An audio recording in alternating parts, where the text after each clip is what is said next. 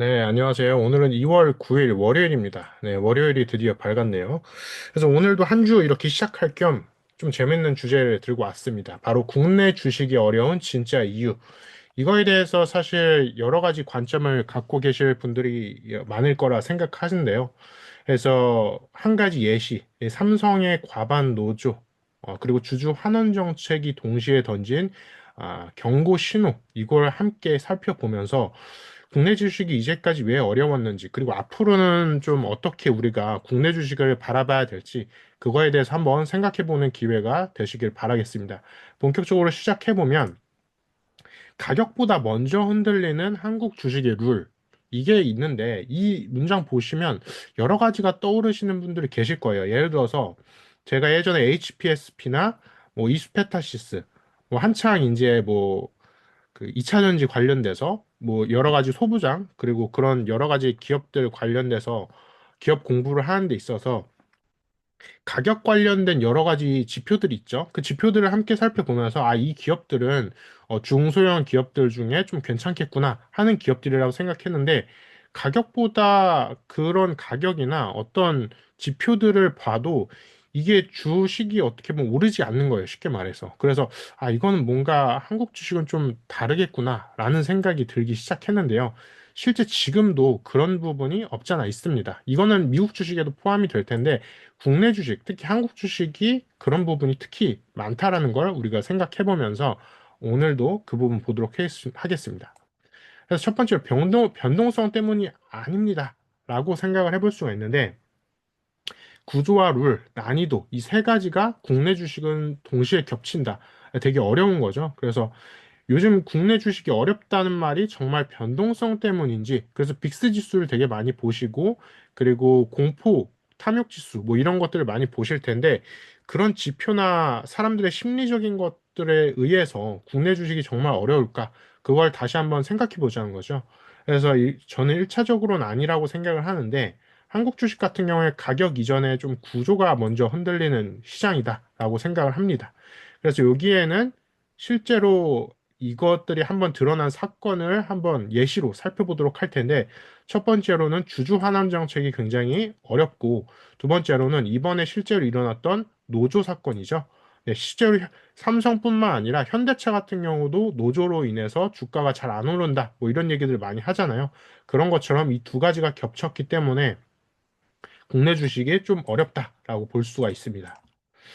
그래서 한국 주식의 3대 축을 살펴보면은 자본과 거버넌스 그리고 노동이 있습니다. 네.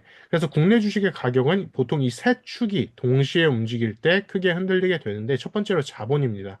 이 자본 시장이 굉장히 어떻게 보면 한국은 되게 미국에 비해서 되게 작은 규모예요. 이거 어쩔 수가 없는 상황이죠. 미국보다 큰 자본 시장은 아무래도 없다 보니까 그럼에도 이 주주 환원과 자본 배분이 어떻게 보면 한국 같은 경우에는 CEO나 대표한테 주주 환원이 조금 몰려 있어요. 그러니까 대표들이 어떻게 보면 자본을 대부분 독식하는 구조가 되어 있는 거죠. 그리고 두 번째, 거버넌스입니다. 이 거버넌스는 사실 좀 이해하기 어려울 수 있는데 쉽게 얘기해서 이사회의 영향력 그리고 주주들의 의사결정 구조가 굉장히 좀 약하다라는 거죠. 그러니까 결국엔 주주에 대한 어떻게 보면 쉽게 말해서 존중, 그리고 주주에 대한 권한, 이런 의사결정 구조가 굉장히 한국 같은 경우에는 좀 어렵다. 그리고 세 번째, 이게 한국의 독보적인 특징이죠. 노동입니다. 교섭력과 임금, 그리고 조직 문화, 이 세 가지가 트리플로 겹치면서 어떻게 보면 국내 주식은 기업이 커지면 커질수록 더더욱 어려운 상황이다라고 볼 수가 있습니다. 그래서 오히려 대기업들이 노조, 그 다음에 이런 교섭하는 거, 이런 것들이 굉장히 애를 먹는 경우들이 많잖아요. 그러다 보니까 아예 그냥 주가를 포기하는 상황들도 많이 생기고요. 그래서 이번에 삼성에서 이러한 세 축의 프레임이 동시에 겹쳤다라고 볼 수 있습니다. 사건을 요약해보면 삼성의 과반 노조의 의미를 우리가 다시 한번 생각을 해볼게요. 대표적으로 대표 교섭권과 교섭력 두 가지가 있습니다. 교섭이란 단어가 겹치죠. 그래서 2026년 1월에 삼성전자에서 창사 이래 처음으로 단일 과반 노조 가능성이 가시화됐습니다. 그래서 핵심은 노조의 존재, 그러니까 노조가 존재한다라고 나쁘다 이게 아니라 대표 교섭권이 현실화될 수 있다. 네, 이게 굉장히 어떻게 보면 대표적인 사건의 전말이 될 수 있다라는 거죠. 자, 그래서 과반 노조가 바꾸는 것은 무엇이냐? 대표 교섭권, 이게 도대체 무엇을 뜻하냐? 가장 중요한 현금 흐름과 비용 구조를 바꾸게 됩니다. 그래서 과반 노조는 기업의 사람 이야기, 이게 아닙니다. 사람이 아니라, 물론 사람이 노조를 움직이는 것도 맞죠. 근데 이게 결론적으로 바꾸는 것은 현금의 규칙을 바꾼다라는데, 임금과 성과급을 재정의하게 됩니다. 이걸로 인해서 투자에 미치는 영향은 고정비에 대한 구조가 변화되는 거죠. 그러니까 고정비가 어떻게 보면 더 높아지면 높아질수록 그 기업에서 어떻게 보면 비용을 더 많이 쓰게 되는 거예요. 그러면 비용을 많이 쓰게 됨에 따라서 주가도 부정적인 영향을 받을 수가 있는 거죠. 그리고 조직 운영 룰의 변화가 되는데 이 조직 운영이 조금 어떻게 보면 이걸 계속해서 변화시킴에 따라서 생산성과 속도에 영향을 좀 안 좋은 영향을 줄 수 있다라는 거죠. 그러니까 조직이 어떻게 보면 유연하게 움직이거나 그렇게 되면은 사람들도 더 많이 채용하거나 뭐 이런 좋은 영향들이 있을 텐데 조직 운영률이 계속해서 좀 이렇게 어느 정도 정해지지 않고 이게 계속 변화만 된다라고 하면은 생산성이나 속도가 사람들이 일을 해야지 생산성이나 속도가 어떻게 보면 일어나잖아요. 근데 이 운영이 좀 원활하게 일어나지 않음에 따라서 생산성하고 속도가 떨어질 수 있다는 거죠. 그리고 분쟁과 협상의 비용이 발생합니다. 그러니까 결국에는 이 네 가지 모두 다 비용 발생의 영향이 굉장히 커요. 그러니까 분쟁이나 협상을 하려면 사람들끼리 만나서 계속해서 어떻게 보면 노조 사람들과 그 다음에 삼성 기업에 있는 기업 측에 있는 사람들 만나서 뭐 협상을 해야 되잖아요. 근데 협상하는데 그냥 뭐 아무렇게나 만나서 하는 게 아니잖아요. 사람들끼리 조직의 핵심 권한자들, 그리고 노조에 있는 사람들도 기존에 삼성에서 일하시던 분들이잖아요. 그러다 보니까 그거에 따라서 일하시는 분들의 생산성도 떨어지고, 그리고 협상을 계속 진행되고, 그게 원활하게 진행되지 않음에 따라서 추가적인 비용이 발생하는 거죠. 이에 따라서 리스크 프리미엄이 확대되게 됩니다. 자, 네 번째로는 시장의 서사가 변화되게 되는데요. 이게 바로 어떻게 보면 사람들이 우려하는 심리적인 부분인 거죠. 그래서 멀티플 민감도가 상승하게 됩니다. 자, 동시에 나온 신호가 있는데 주주 환원의 강화, 네, 배당과 자사주 소각을 하겠다라는 삼성의 의견이 있습니다. 그래서 같은 시기 삼성에서는 배당 확대와 자사주 매입 및 소각 이야기가 강하게 나왔습니다. 여기에서 중요한 해석을 해보면 주주 환원은 이벤트, 그러니까 단기적인 이벤트가 아니라 자본 배분의 헌법이다라고 볼 수 있는 거죠. 그래서 기존에 삼성 같은 경우도 이런 자본 배분을 하는 데 있어서 고민을 많이 했는데 어떻게 보면 이번에 노조 이런 사건이 같이 터짐에 따라서 어떻게 보면 주주들이 떠날 수 있다 보니까 이런 배당금을 확대하고 그다음에 배당금을 확대하고 자사주 매입하고 소각 이야기가 계속 나오고 있는 거죠. 그러니까 주주들을 붙잡아야 되는 거예요. 앞으로 어떻게 보면 AI 시대 때 사람들을 계속해서 붙잡아야 되잖아요. 이러한 상황에서 주주들이 떠나면 안 되잖아요. 그러다 보니까 아, 주주 환원 이런 어떻게 보면 주주들한테 좋은 이런 현황들을 계속해서 여는 거죠. 자, 그래서 시장이 던지는 질문이 있습니다. 바로 잉여 현금 흐름. 그래서 노동의 교섭력이 커질 때 시장이 즉시 묻습니다. 남은 현금의 정의가 바뀌는지, 그러니까 남은 현금으로 어떻게 뭘 할 건지. 그래서 남은 현금으로 원래 연구 개발해야 되는데 그걸로 노동 교섭을 막 하다 보면 비용이 허투루 나가지 않냐. 이렇다는 거죠. 그리고 주주와 노동의 배분 비중은 앞으로 어떻게 될 것인지. 그리고 이 변화는 구조적인가 아니면 일회성으로 그냥 끝날 것인가 고민을 많이 하고 있는 거죠. 그래서 이런 환원 뉴스와 노조 뉴스가 함께 뜨게 되면은 국내 주식은 사실 난이도가 급상승하게 되는 거죠. 그래서 사람들이 사실 삼성전자도 그렇고 하이닉스도 그렇고 현대차도 그렇고 굉장히 좋은 지금 상황이잖아요. 그럼에도 불구하고 투자를 하기 조금 겁나게 생각하는 거는 좀 들어가기 겁나는 거는 이런 노조 뉴스, 비용이 어떻게 나가는지, 이런 현금 흐름을 어떻게 돌릴 것인지에 대해서 어떻게 보면 명확하게 발언을 하지 않았기 때문인도 있는 거죠. 자, 그래서 데이터로 다시 한번 살펴본 국내 주식의 어려움을 봐보면 밸류업과 멀티플이 있습니다. 자사주 매입 규모를 살펴보면은 2023년도엔 8.2조 원 정도 됐고 25년에는 약 20조 원 정도 됐습니다.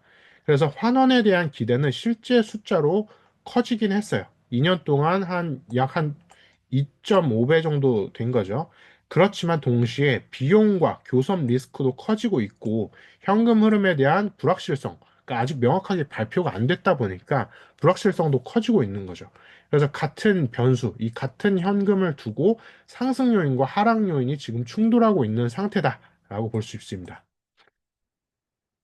자, 그래서 여기에다 정책 레이어까지 얹히면은 코리아 디스카운트 많이 들어보셨죠? 네, 그래서 여기에 정부의 밸류업 정책이나 배당 세제 개편까지 더해지면은 투자자는 사실 더 어려워지는 거예요.